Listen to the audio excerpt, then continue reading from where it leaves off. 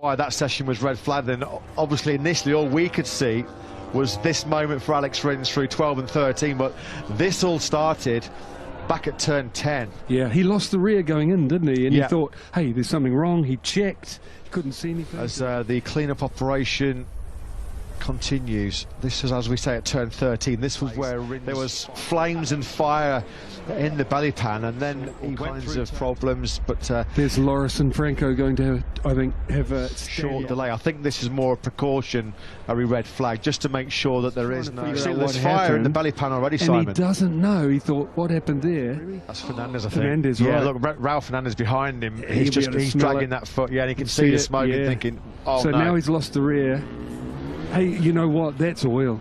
You know, because fuel doesn't smoke like that.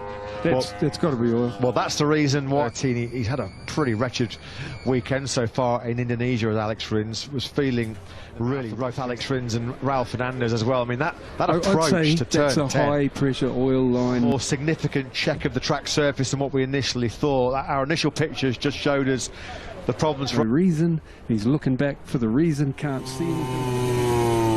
Zarco's gone down on the oil, hasn't he, I think? Yeah, Zarco's gone down on the oil.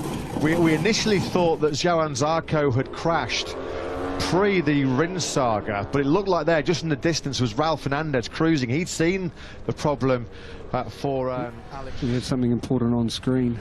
There's Johan Zarco then. Where exactly it started out on track? Not yet. Thank you, Livio. Thank you.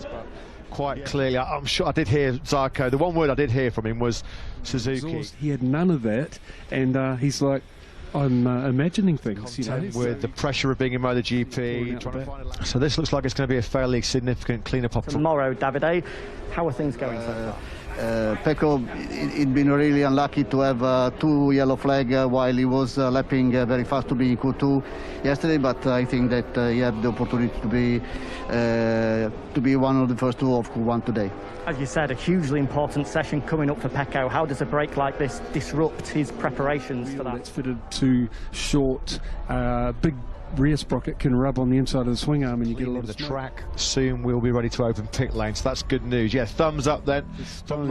That goes in and crushed to a certain size and goes in, actually coming out of the asphalt, and then so many of them pop brake. This is the reason. It's super bad luck, you know. Such a good job. Just over what, 60 seconds time. Scary moment before the red flag 2 is that Johan Zarco A-OK. Q1 and Q2 then of course will be slightly delayed after that red flag interruption. Q1 will get underway at 15:25 local time.